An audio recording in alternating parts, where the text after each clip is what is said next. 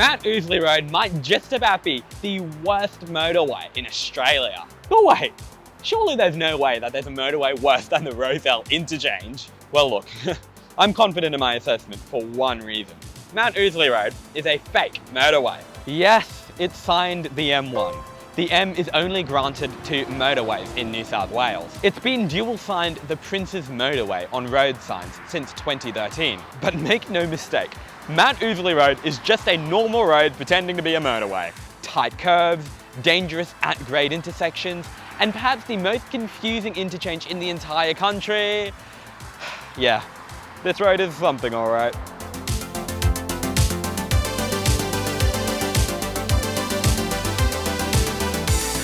Before I continue, massive shout out to my monthly Ko-fi supporters. Please do consider supporting me over on Ko-fi if you can. Also, please subscribe if you haven't already, and do be sure to check out the rest of my channel, your go-to YouTube destination for all things city planning, after the video. I'm just gonna go off script for one moment. Massive shout out, like massive kudos to all the truck drivers that drive on this road, something like 7,000 truck drivers a day. Why I'm thanking them is going to become increasingly obvious to viewers who haven't been on this road as I progress. Mount Ousley Road was built in 1942 as a defence route during World War II to make travelling between Sydney and the Illawarra easier if the Japanese were to invade. The road aimed to make it easier to ascend and descend the very steep and treacherous Illawarra escarpment. Before this, traffic used to have no choice but to negotiate the steep, windy and unforgiving Bulli Pass. Mount Ousley Road was joined up with what was then known as the F6 in 1964 on its southern end, and in 1975 on its northern end. Despite this, the section in between has always been considered Mount Ousley Road. We start our journey today along this fake motorway at the Bulli Tops interchange, which is where Mount Ousley Road starts on its northern end. This interchange is, without any doubt, the most confusing interchange I've ever seen. Okay, so there are a grand total of 5 roads that interact with this interchange. The Prince's Motorway and Mount Ousley Road are the motorways. Appin Road and Bulli Pass are the slightly quieter arterials, and the old Prince's Highway is a far quieter, completely bypassed highway. But on top of that, there's also a restaurant, a lookout, and a tourist centre. Yeah, because those definitely belong on a motorway. Let's dissect this interchange. Going south on the Prince's Motorway, there's an exit southbound onto the Old Prince's Highway. There's a U-turn bay for traffic heading north on the Old Prince's Highway, and the southbound Old Prince's Highway merges with the motorway. But what's this? The northbound Old Prince's Highway has now randomly joined up with the southbound carriageway. This northbound lane carries traffic from Appin Road and Bulli Pass. There's then a turn-off for Panorama House and Bulli Lookout. Now, the Prince's Motorway has an exit onto Appin Road for traffic wishing to go north towards Campbelltown. Strangely, however, this exit is on the right. This off-ramp also doubles as an on-ramp for Appin Road traffic heading to the Old Prince's Highway. The Prince's Motorway now merges with Appin Road, which is kind of strange considering usually a road merges with a motorway. There are now definitively 2 lanes, both southbound and northbound. However, all northbound traffic goes to Appin Road. There is an exit off the northbound carriageway, which is actually Appin Road, to the Old Prince's Highway. There's a turn-off for the Southern Gateway Centre here. Next, there's an exit off the motorway to Bulli Pass, and attached to it a lane enters southbound onto the motorway from Bulli Pass. Another lane enters northbound from Bulli Pass, but it's not going on the Prince's Motorway, it's going to either Appin Road or the Old Prince's Highway. Finally, the southbound carriageway of the Prince's Motorway becomes Mount Ousley Road. Okay, let's go the other way now. Going north on Mount Ousley Road, the carriageway splits. But here's the weird part. If you want to stay on the M1, you actually need to take an exit. Otherwise, you'll end up on Appin Road. Yet again, Appin Road inexplicably takes priority. Next, Bulli Pass traffic enters the motorway heading north. The northbound carriageway passes under Appin Road, where an on-ramp accessible from both directions of Appin Road takes traffic onto the Prince's Motorway heading north. although it doesn't make that much sense that traffic heading north on Appin Road has a turn-off here, given all its traffic is either from Mount Ousley Road or Bulli Pass, which both already had access earlier. But anyways, that's it. Phew, that took me an entire day to animate, and the animation is still pretty confusing. To be clear, this interchange isn't that confusing to actually drive on. It's signed fairly well, but from a planner's and engineer's perspective, it makes almost no sense that it exists in this form. The fact that the carriageway split apart so much, and that Appin Road seems to randomly take priority for much of the interchange, seems to hint at what was once planned here. But we'll come back to that in a bit. That's my way of making sure you watch the whole video. For now, let's begin our journey down Mount Ousley Road. When it opened in 1942, Mount Ousley Road was originally only one lane in each direction. Unsurprisingly, considering this was the main road north to Sydney, they had to widen the road to 2 lanes both ways, which they did slowly in stages from 1965 to 1991. This included building a big deviation at Bellambi Creek in 1991. Consequently, on satellite view, you can actually see the old alignment of Mount Ousley Road, abandoned and closed off for over 30 years. A bit further south at Cataract Creek is an even older alignment of Mount Ousley Road, with its deviation opened in 1980. There's this really impressive and sweeping view of the road at the deviation. Video doesn't do it justice, it's truly a magnificent view, and I love seeing it whenever I'm driving down to Wollongong. Next we arrive at Picton Road, the B88, and its intersection with Mount Ousley Road. It used to be a standard T intersection many years ago. However, traffic slowly increased over the years, necessitating the construction of a grade-separated interchange. This was built in 1990, and it's a pretty standard trumpet interchange. However, it is less than ideal, with some relatively sharp turns that exist as hints of its former at-grade form. The northbound turn onto the B88 is signposted at 35 km an hour, and interestingly, the lane for traffic wishing to join Mount Ousley Road from Picton Road remains intact, albeit closed off. The turn from the B88 onto Mount Ousley Road northbound is pretty sharp too, but hey, it's better than what was here before 2015. A turn rather than a traditional on-ramp and merge. It's very dangerous considering the volume and speed of traffic here. All of these are but hints of Mount Ousley Road's fake motorway status. Past this, Mount Ousley Road enters its final deadly form. A plethora of signs warn motorists of the long and steep 4.5 kilometer descent.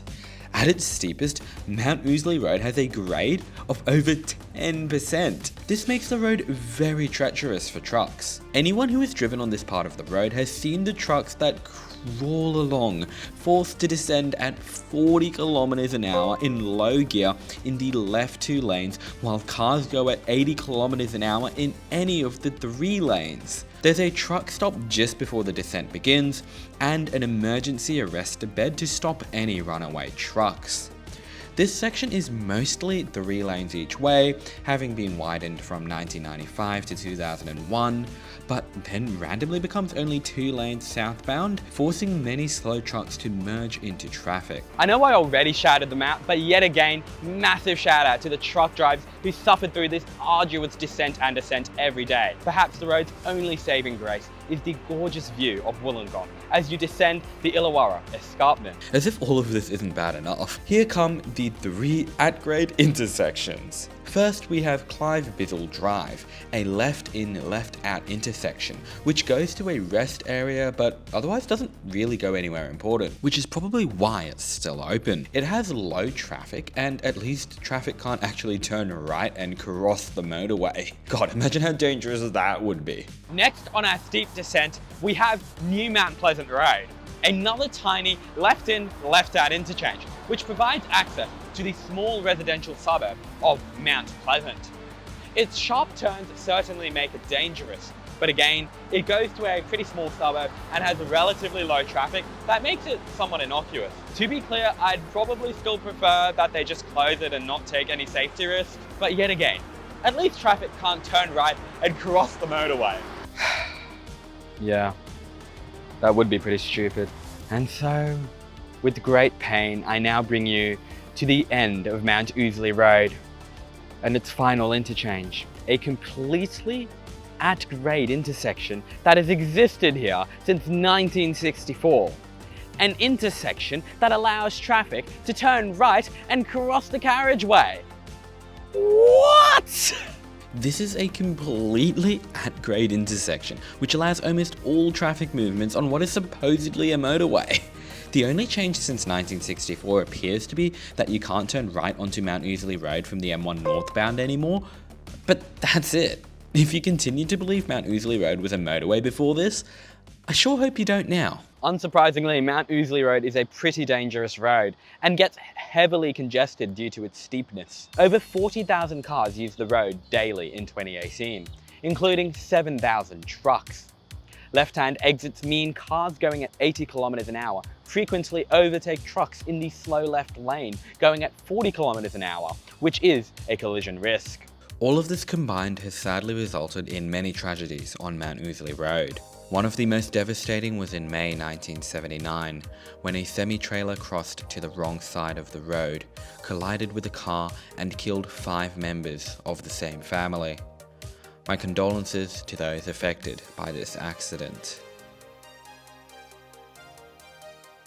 The reason why Mount Ousley Road exists in its current fake motorway form is simply that it was most likely meant to be bypassed. It's borderline impossible to rationalize the Bulleye-topped interchange, but the big gaps in the carriageway seem to indicate room being made for a future extension of what was then the Southern Freeway. The southbound Princes Motorway simply follows the old Princes Highway in the form that it's always been in, rather than taking a new alignment. This is probably because it was simply a temporary alignment until a new one could be funded. That also explains all the random landmarks on the road. There's no point guessing what that new alignment would be though, as I cannot find any evidence that any proposal for a new alignment ever actually existed. There is one theory that has floated around some corners of the internet though. The F8 Northern Distributor, now simply known as the B65 Memorial Drive, was slowly built from 1963 to 2009. It currently ends at Bulli. However, if you look at the New South Wales planning portal, you can see a reservation extending towards both Lawrence Hargrave Drive and up north towards Bulli Tops. There are some that believe this indicates that the F8 was meant to link up with the F6 at Bulli Tops, therefore creating a freeway alignment that finally bypasses Mount Ousley Road. I'm personally not convinced though for a few reasons. Firstly, I can't find any evidence of this plan on any map. Secondly, this alignment would actually be steeper than Mount Ousley Road as far as I can tell. Finally, why would they call it the F8 if it was meant to one day be part of the F6? We may never know the truth, but one thing seems certain. Mount Ousley Road was never meant to be a motorway. In 2015, the then RMS proposed straightening out sections of the road between Picton Road and Bulli Tops, although there seems to have been no progress on this project since 2017. But more recently, the dreaded Mount Ousley Road intersection has been in the spotlight. A contract was just awarded in January 2024 to finally grade separate the intersection at a cost of $390 million. It will be an impressive, fully directional Dumble interchange, meaning 2 roundabouts, with a new road to provide better access to the University of Wollongong. Most interestingly, to reduce the collision risk that comes with slow trucks and exiting cars using the same lane, there will be a bypass heavy vehicle lane and off-ramp. Brilliant. Okay, that's Mount Ousley Road done. But there's a couple more stops on our journey today. I ventured a bit south to Masters Road and the Avenue, which has an impressive interchange with the M1 Princes Motorway. But I'm not bothered to fly my drone again for this small bit, sorry. This was formerly State Route 153, which is special because it was the shortest state route in New South Wales. I find it pretty crazy that the shortest state route in New South Wales was a random industrial route in Wollongong. It linked the motorway to Spring Hill Road and the Port Kembla Steelworks. Sadly, State Route 153 was decommissioned in 2013 and not replaced with any number. You know, we're actually pretty close to Lysart Station right now. Do you think they'd let me in this time? To end the video, I've journeyed up north to perhaps the most iconic bridge in New South Wales. Did I stutter? The Seacliff Bridge opened in late 2005 and has become one of the most iconic landmarks in New South Wales. I wanted to fly my drone here, but my lord, it is way too windy today. The former alignment of Lawrence Hargrave Drive here practically hugged the cliff face and as a result was subject to persistent landslides and subsidence. Over the years, many attempts were made to fix the road, but the road would always be damaged again. Ultimately, no choice remained but to build a new bridge that bypassed the cliff altogether.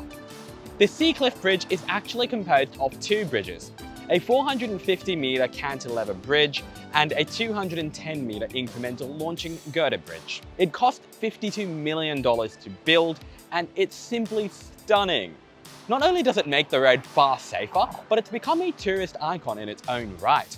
It has its own walkway, and all the time I see people visiting it on Instagram, so I know it must be popular. And I think it's also the perfect place to wrap up today's video.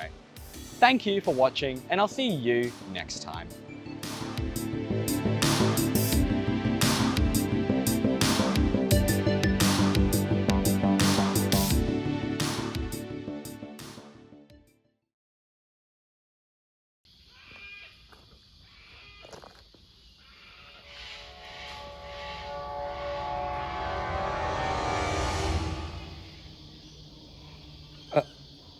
I might go another time.